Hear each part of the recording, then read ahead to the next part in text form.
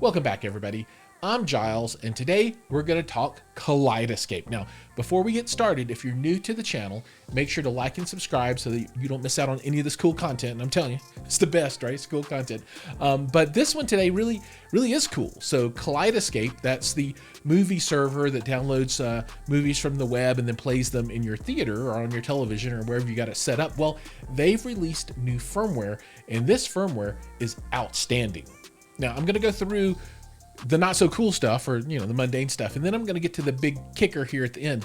And this item, that's one that I think will help a lot of customers who've been thinking about Kaleidescape kind of make it over that hump, because this is a big deal. Now, to get started, the 10.14 update is being applied to every Strato, every Terra, and every Alto system. And I believe these systems poll once an hour to check for an update, and then when you reboot, if they've gotten it, they go ahead and apply that and boot into the new firmware version. My machine doesn't have it yet. I'm super sad. I've been waiting all day, but it's still no love. But a lot of systems out there do have it already, which is really cool. It was just announced today, and it's already rolling out. Now, stepping through the items, there is refinements to audio track selection logic. All right, that's not super exciting. HDMI robustness improvements. Now, I wanted to test this before I made the video, but I don't have the update, so I can't. But a lot of people have issues with negotiation of HDMI when they turn on the system, right? Or if they change the input on their processor or something like that, it takes a little while for it to sync up. And I have one of the probably most difficult use cases. I use an Acurus Act4 and Kaleidescape, and man, those things don't like each other at all. When I start something, it takes 4 or 5 seconds sometimes for the audio to sync. The video is like this, right? But the audio takes a while. So I'll test that and I'll report back. So that could be huge. If it fixes my issues, man, I will be super happy. There's an option to purchase season passes for television shows through the on-screen movie store. I guess you can only do that on the website maybe before, or the app on the phone, but now you can do it on screen on the actual unit. So that's pretty cool when you're sitting in your theater. Assorted bug fixes. Cool, right on. They're sorted. Okay, now the big one. And this is kind of what changes the world for a lot of people. If you're like everybody else in home theater world, you've got a billion old discs laying around, right? Old Blu-rays, old DVDs, and you want to be able to watch them, right? So you buy this shiny new Kaleidescape box, and well, you got discs and you got Kaleidescape, and you're kind of stuck in two different ecosystems. And that's a challenge, right? You want to be one way. You want to go to this new system, but you don't want to buy everything over again. In the past, the way that you get those discs in is you go and find a super old piece of hardware that has an optical drive in it. You add it to your system, and then you feed those discs in one by one, right?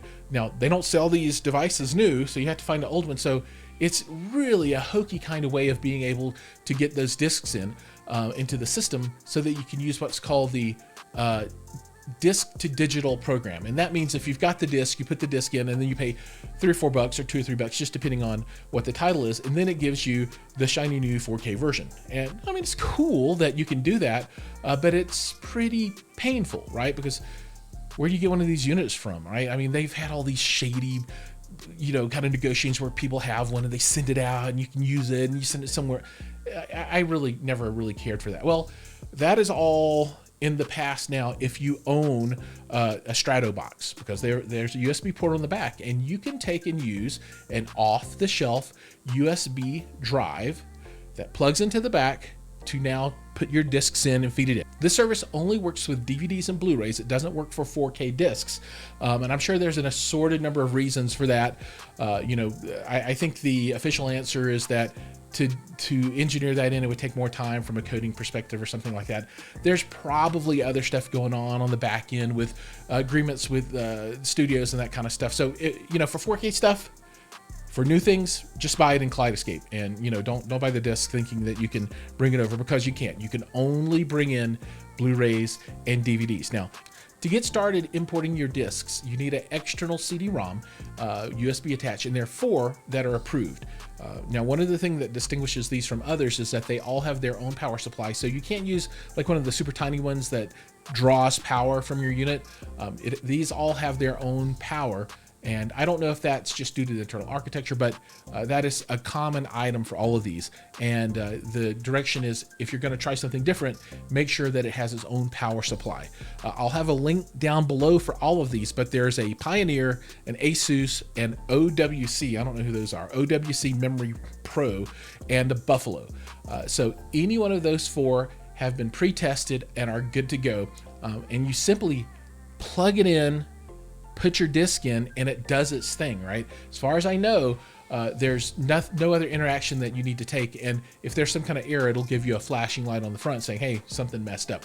There's already a support page for this out on the Kaleidescape page, and you can read through a detailed list of instructions, which is like 8 or 9 points long. It's super easy. Basically, it says, put your disc in, and you're good to go. So that's all super exciting because it allows anyone to get into the Kaleidescape ecosystem, take their old discs, import them, pay a fee, there's always a fee, and then have access to a pretty huge library. Now, if you're pure 4K already on all your discs, this might not be as exciting, but if you have a older library that you would like to import into Kaleidescape, this makes life much easier. And this addresses one of my 2 gripes with, well, I guess I have 3. One of my 3 gripes, I guess it actually addresses hopefully 2 of the 3 gripes that I have with Kaleidescape. One was disc to digital is not so valuable for people out there. 2 is, HDMI issues can sometimes kind of be wonky, and this might fix that. I think your mileage might vary depending on your particular environment. So test that. I'd love to see down in the comments how that works for you. And then the last one is Dolby Vision. So come on, guys. I know that's a hardware item. You can't fix it with firmware updates, but maybe one day there'll be a new version down the line that works great on my television. I know most people use this in your theater, and at most levels, there's no concept of Dolby Vision for a projector, so it's a moot point. But hey, I've got televisions that can do Dolby Vision, so I think it would be cool. But this firmware update is a great step in the right direction.